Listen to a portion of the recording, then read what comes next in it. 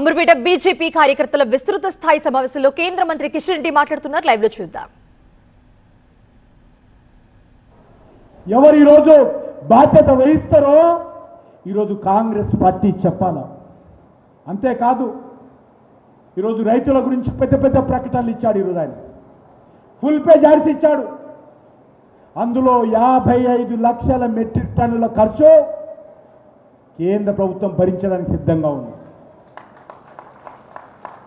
అంతేకాదు వాళ్ళు కొంటున్నటువంటి బియ్యానికి కూడా కేంద్ర ప్రభుత్వం ఆర్థిక సాయం చేస్తుంది. ఈ రాష్ట్రంలో సన్న బియ్యం ఏవైతే సన్న బియ్యం ఇస్తున్నారో ఆ సన్న బియ్యంలో కూడా రూపాయికి 70 పైసలు మోడీ గారు ఖర్చు పెడుతుంటే 30 పైసలు మాత్రమే ఈరోజు కాంగ్రెస్ పార్టీ ఇస్తుంది. నేను ఒకటే అడుగుతా ఉన్నాను, మీరు 10 పంటలకు, 1 కాదు 2 కాదు, ఎన్ని పంటలు 10 పంటలకు 500 రూపాయల బోనస్. ఎంత?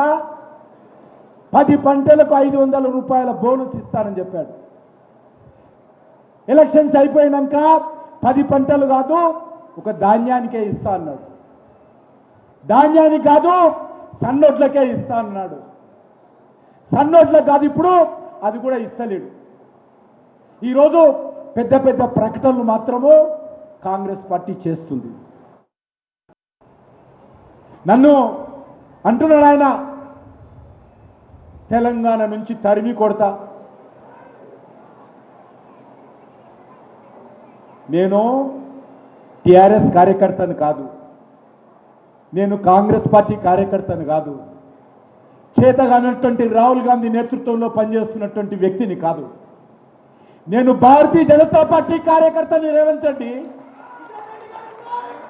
నేను నరేంద్ర మోడీ గారి నాయకత్వంలో మంత్రిగా ఉన్నాను. రేవంత్ రెడ్డి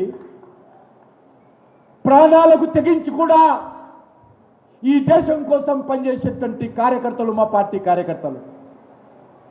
నన్ను నువ్వు తెలంగాణ నుంచి అడ్డుకోకుండా తిరుగుతావా? తెలంగాణ పొరిమేల నుంచి తరిమి కొడతావా? అంత దమ్ము ధైర్యము ఈ కాంగ్రెస్ పార్టీకి ఉందా, మీకుందా, మీ ప్రభుత్వానికి ఉందా? నేను సవాల్ చేస్తా ఉన్నాను.